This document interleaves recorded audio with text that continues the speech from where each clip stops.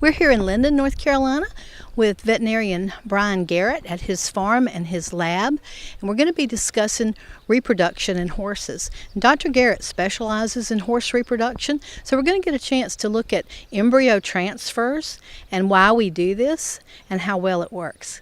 This is an American Saddlebred mare that is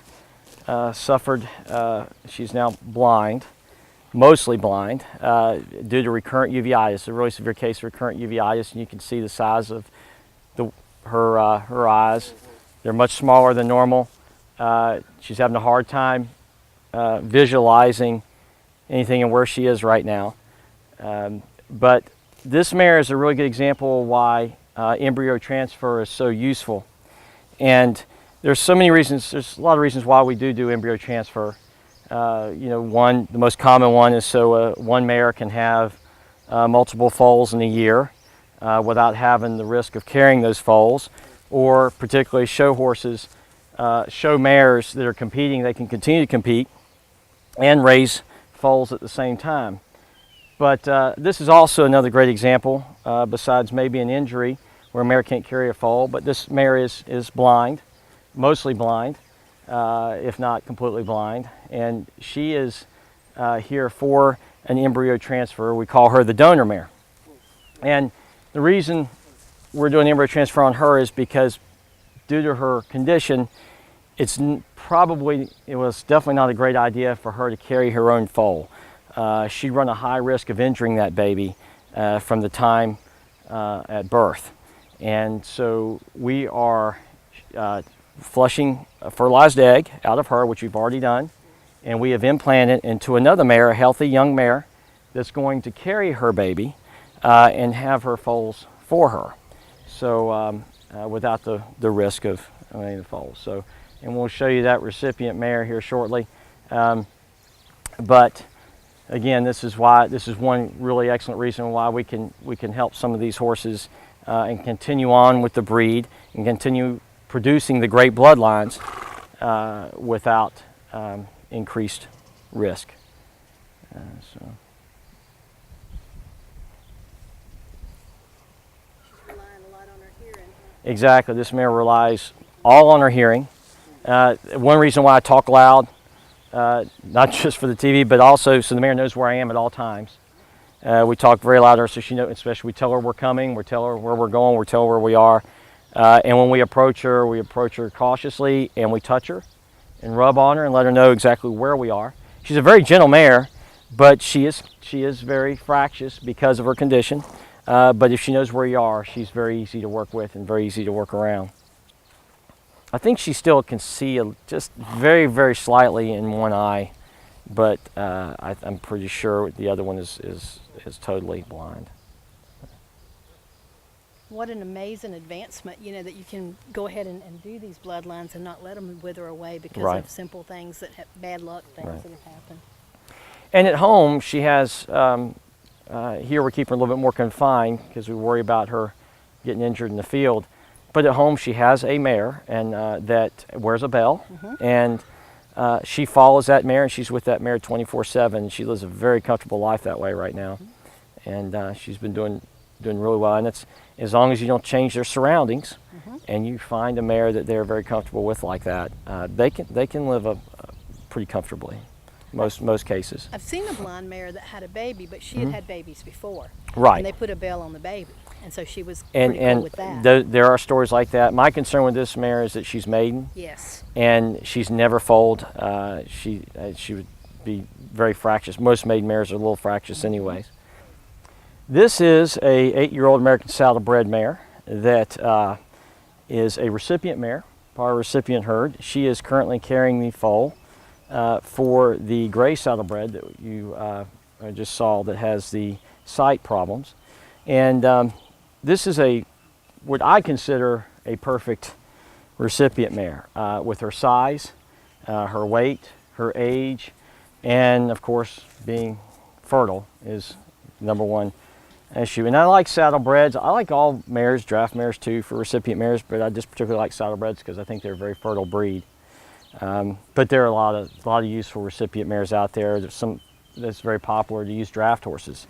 And then again, it depends on the size of the donor mare. You don't want to put a large donor mare's embryo into a smaller horse. You know, we like for them to be just a little bit bigger than the recipients, to be a little bit larger than the donor mares. But for an average horse, I think this mare here fits everything perfectly. She's also gentle. She's easy to manage, which is very important.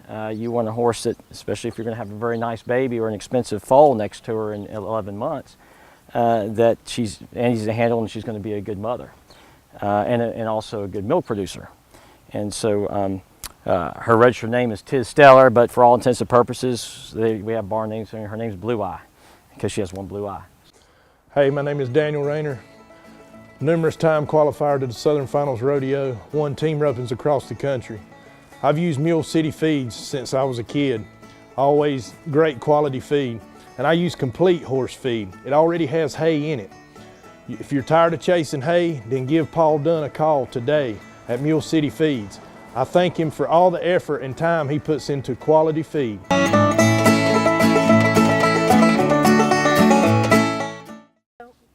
This mare has the baby. Does the person that owns the donor mare usually take the mare and the baby to the farm so they can? There's two options. They usually, though, do take the mare off the farm with the donor mare, take it to their facility, and they're responsible for the veterinary care there for the mare and the foaling. Then we receive the mare back, unless they want to purchase the recipient mare for us for a maybe a agreeable price. Then we usually take the mare back after the foal has been separated or weaned from this mare, typically around 6 months. Okay. I particularly like the mares back because I do kind of hand pick them. I like if I have confidence in how fertile they are, I'd like to have them back to go another round again as a recipient mare. But there are some times where some people fall in love with the recipient mares and they really don't. They really want to keep them, and that's perfectly fine. So, yep. So the baby will be hopefully healthy and be a nice show horse for him in the future.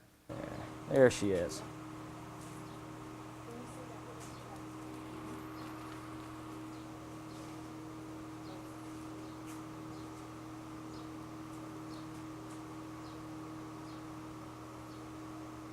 There we go. Let's see if I can change.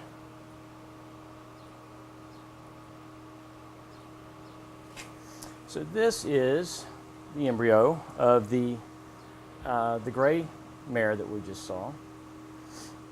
So this will have no DNA connections to the recipient mare, and she's still a little too young to see the baby developing. We're only around 21 days, getting into the 22-day window with her. By 25, you could usually identify the foal. And then you should be able to see the foal at 25 days and development of the umbilicus.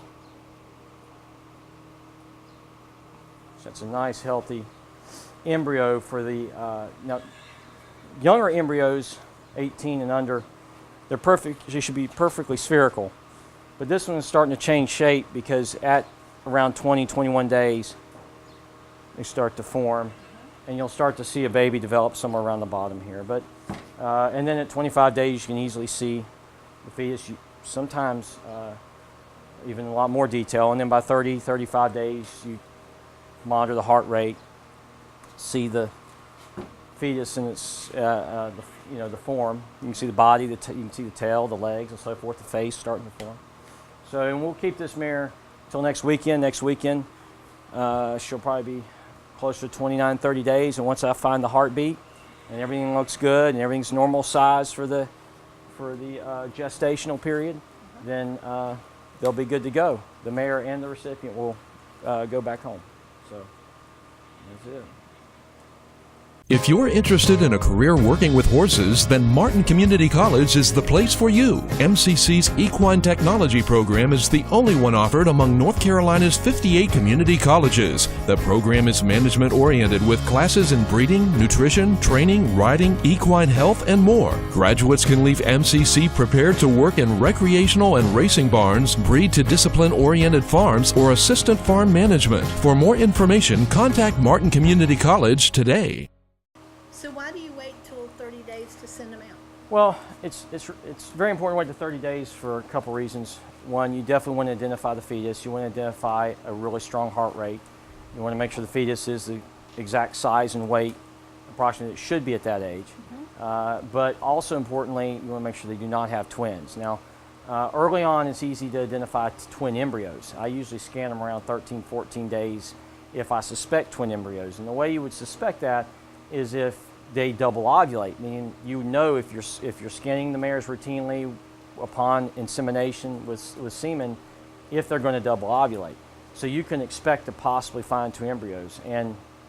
But also there is a rare circumstance where two fetuses might form in the same embryo, and you're not going to recognize that till a little bit later on. And you've got to know those because it's so important that those mares do not twin. It's extremely rare that you're going to have a mare not only just have twins to term, but to fall out two healthy babies, and with no complications, meaning no complications with the babies, no complications with the mares. It's just extremely, extremely rare, highly unlikely. You know, I'm sure when horses are pasture bred, there probably is a good percentage of mares that actually are having twins that we don't know about. But Mother Nature actually takes care of 86% of them. So 86% of the time, even if they have twins and we don't know it, Mother Nature's going to take care of it. But that other percent that we don't catch, those mares, it's a high health risk for everyone involved, the mare, the foals, and of course expense for the owners if there's complications involved. And those mares, you know, would typically, if they don't carry to term, they'll usually abort roughly around the 7th month of gestation. But again, you're not going to see two fetuses like that in the same embryo without you get further along in the pregnancy. So that's why after 30 days, everything looks great, should be in the clear, then they're ready to be picked up and go home. So, saddle up! It's almost time for the 5th annual Cowboy Up celebration, coming up September 15th through 17th at the Southeastern Agricultural Center in Lumberton, North Carolina. This year's events include trail challenges, barbecue cook-off, clinics, demos, and a draft horse pull, hosted by Border Belt Horsemen's Association. For more information, go to our website, www.borderbelthorsemensassociation.org. The rural American lifestyle. It's how we work, and it's how we play. It's how we learn and how we enjoy the finer things in life. How we take care of our animals and tend to the land. It's a way of life. Has been for hundreds of years. Now there's a whole new way for rural America to watch TV. Hello, I'm David King with 5K Arena. Today, one of the things we're going to touch on is getting your horse to where he stands still when you're dealing with him. No one wants a horse that's walking over the top of him. If I take this horse and I drop his head down and I step back and this horse moves, if he comes to me one step, then I'm going to walk back to him and I'm going to put him back in the same place he was before I started. When I walk over here, what I like to do a lot of times is I'll take my hand and do this here, and I'll turn around and I'll get me a saddle pad. Then I'll put the saddle pad on the horse, okay? But I want the horse to stand still at all times. I don't want him to move off. It's very important that you have your horse to where he stands still and you don't have to worry about fighting him, where you can enjoy him more often. Now, rule number one, my daddy always said, a ground-tied horse is still a loose horse. You don't want to do this out in the middle of a field or anything like that. When you're up here where you're going to be saddling your horse up and it's controlled, take your time to do it. If I walk in here to get my saddle and this horse, I can hear him move his feet, I'll come back and put him back. It's persistent every time. It's not like, okay, today I want you to be still. Tomorrow you can do what you want. Horses and children are a lot alike. If you want good results, stay on top of it. If it's wrong today, it's wrong tomorrow. Don't give any gray areas to where they can get by and try you, and that's horses and children. You see a lot of people when they're here with the horses, they might come here and they'll take that rope and they do it like this right here. Or they might come here and they'll take it and they'll put it around their arm like this right here while they're fishing the rope. If that horse takes off, he's got you. And if you'll take this rope and you measure it, then you're gonna be right around the back end of his feet when he takes off and leap. So never do that. Never put yourself in a position to where you would be at a higher risk for a good visit to the emergency room. 5K Arena is the Southeast go-to place for cow horse events. Come and see us. We look forward to working with you. Hi, I'm Jerry King from Parkton, North Carolina, Jerry King's Training. We've got a new TV show coming out, From the Ground Up. We're going to be covering a lot of things and my beliefs and my methods of working horses that I've been doing for 50 years. We're going to be working a horse from the ground up. I hope you watch my show. Hopefully we can help you with your horse from the ground up at your house. So this is some of the breeding problems, or some of the things we look at or encounter in a breeding season. This is not an extremely common condition, but this is a condition called lordosis. Sometimes seen in saddlebred horses, can happen in other breeds too, but most of the time when I do see it, it's in the saddlebred. But this isn't a major problem other than reproductively. It kind of indicates where things are lying inside the abdomen. The uterus normally in a reproductively healthy mare is maintained around the pelvis. A mare that's had several foals, such as this one, with a low back like this, it automatically leads me to believe that the uterus is a little bit more forward in the abdomen. So it is hanging rather low versus up in the pelvis. And the reason that is important is one of the most important uterine defense mechanisms is to be able to clear itself after breeding, after heat cycles, and uterus relies on gravity to do that. In humans, because we stand upright, gravity works for ladies after they've had a birth to effectively eliminate all the bacteria and debris that comes after the uterus has been exposed to the environment. Well, in mares, with the uterus sitting more lateral, it's a little more difficult to eliminate the debris and all the bacteria and contaminants that they're encountered with after foaling or even after breeding or any heat cycle rather. So if the uterus is now a little bit more ventral or further down in the abdomen, now it has to clear itself by moving against gravity and then out. And that's where we come in. Veterinarians, horses that have that difficulty or have that abnormal conformation, that it's important that we help them clear their uterus, which require uterine flushing, uterine lavages, and quite often a drug called oxytocin to help with the clearance of that uterus. And another thing that's working against this mare is because everything is dipped forward, also in the back here, the rectum is dipped forward. I thought someone was crawling on. Sorry. That's right. But this is all connected. The uterus, the vagina, the vulva. It's all, here we go, she's got some debris coming out right now. I've actually been infusing her for a uterine infection. But because this is dipped forward, when she poops or has a bowel movement, some of that debris travels down and can actually work its way into the vagina, into that vaginal canal. And when that cervix is open during a heat cycle or breeding, the contaminants can work their way into the uterus and cause endometritis, which is a uterine infection. And so that makes things much more complicated. And you have to be very aggressive with these mares in order to give them a chance to maintain pregnancy or just become pregnant. A lot of these mares, once you get them pregnant, and you're good to go. This doesn't mean that they're going to abort these foals later on, but the embryo is in the oviducts. Once it's fertilized, once that egg's fertilized, the embryo is in the oviducts for the first 5.5 days before it even descends into the uterus. So you have a short period of time, roughly 5 days, particularly 3 days, to keep that uterus clean and free of debris and prevent an inflammatory response. You're going to have an inflammatory response every time they come into heat, but anyways, to help with the inflammatory response, you don't want that embryo to come down into a hostile environment. If it does, the embryo will die off, and she will not be in foal.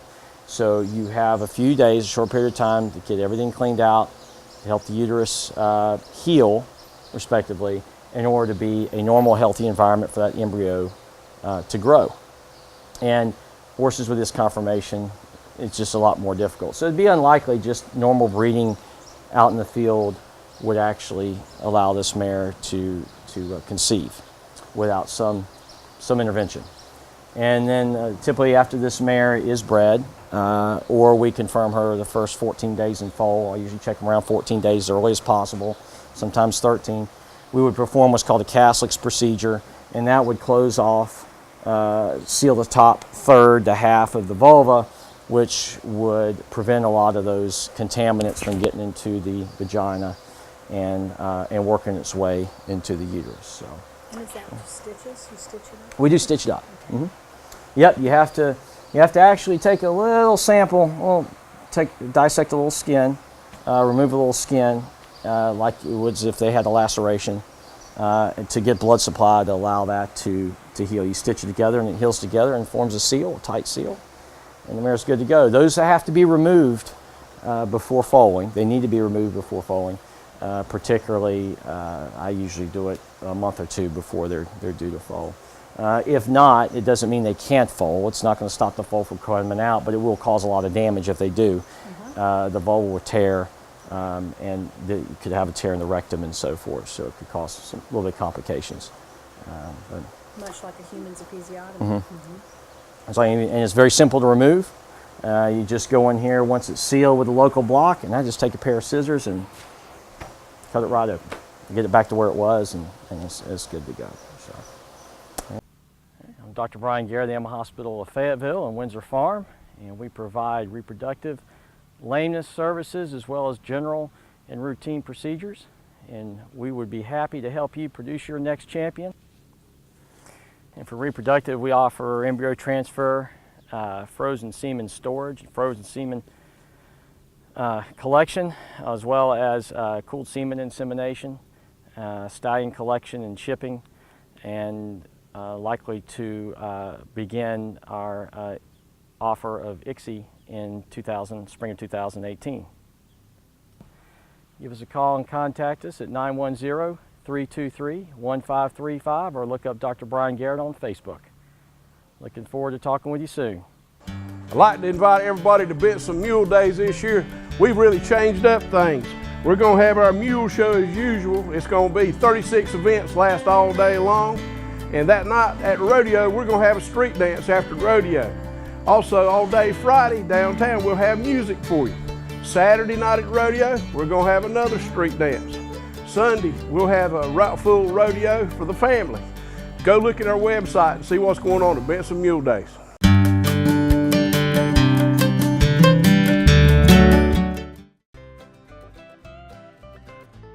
Hello, this is John Beecher with the Rafter JC Breeding Training Center in Grantsboro, North Carolina. We're down on the east coast of North Carolina. Myself and my wife, Clara Cahoon. We also provide clinics in horsemanship, colt starting, cow working, ranch roping, de-spooking trail challenge series. And we'd be glad to come to you. For more information, contact us. We're on Facebook. Our website is www.rafterjc.com, and we look forward to hearing from you. Hi, my name is Dr. Kim Crivet with North Star Veterinary Hospital, and this is Dr. Sarah Robertson, and we are your equine veterinarians here at North Star Veterinary Hospital. And what I'd like to talk to you today is about vaccinations and how important they are. We vaccinate for Eastern, Western, tetanus, and West Nile as one vaccine group. The second one would be equine herpes virus, EHV, and the third would be rabies. Now, we consider a horse that has not been vaccinated in the last 6 months to be naive, meaning that it does not have any memory of any vaccines. So if you have just received a horse and don't know its vaccine history, or they said, oh, it's been up to date on vaccines, but we don't know the date, it's better to vaccinate them now and again in 3 weeks. Then your horse will have full immunity for 6 months. So what we do here at North Star Veterinary Hospital with Dr. Sarah Robertson and myself is that we'll vaccinate Eastern, Western, tetanus, and West Nile on the left neck, right here, so that if anybody's ever sore, we'll know where we gave the vaccine. Next, we'll vaccinate for rabies right here in the butt, for the fact that I like to separate my vaccines. Unless your horse doesn't like his butt being touched, then we might double up on a neck. And then the last vaccine area will be under his mane, right here. And that's where we would give the equine herpes virus. And this is a bad flu and upper respiratory problem that horses can carry. So if you're trail riding or going to the shows, the EHV is a very contagious disease that would come down with a high fever, some mucus in the nose, and it takes a long time to recover from the cough that they will develop with that disease also. So with that in mind, vaccinate your horse every 6 months. We also recommend that a veterinarian do that. We recommend that we vaccinate your horse for the fact that we warranty our vaccines. If you've received all your vaccines from us, and your horse comes down with the disease that you have been vaccinated for, that we would pay for the treatment. If you buy your vaccines from a big box store, you do not know how those vaccines arrived there, if they arrived in the proper temperature and if they've been handled properly. So this is why we recommend that you get your horses vaccinated by us here at North Star Veterinary Hospital by your equine veterinarians, Dr. Sarah Robertson and myself, Dr. Kim Crivet. Thank you very much.